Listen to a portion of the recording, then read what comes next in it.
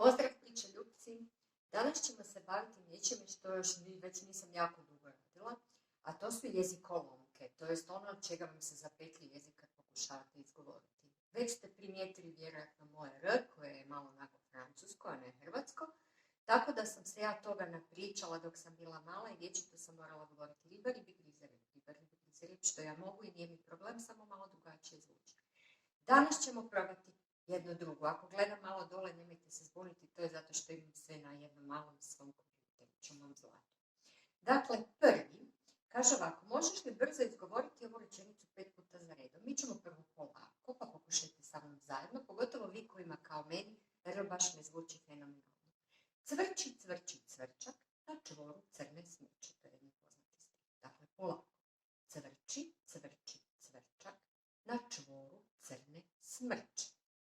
Sad trebalo brže. Cvrči, cvrči, cvrčak, na čvoru crne smrče. Pozdrav svim logopedima koji sad gledaju kako ja to masakriram. Sad idemo brže. Cvrči, cvrči, cvrčak, na čvoru crne smrče. Cvrči, cvrči, cvrčak, na čvoru crne smrče. Cvrči, cvrči, cvrčak, na čvoru crne smrče. Možete li vi to izgovoriti? Pokušajte nekoliko puta. A sada jedan izazov za vas. Svaki puta imamo nekakve izazove, a to je: možete li vi napraviti vlastitu jezikolomku sa riječi traktor? Ako uspijete, pošaljite mi pa da probam vježbati i vašu. Bok!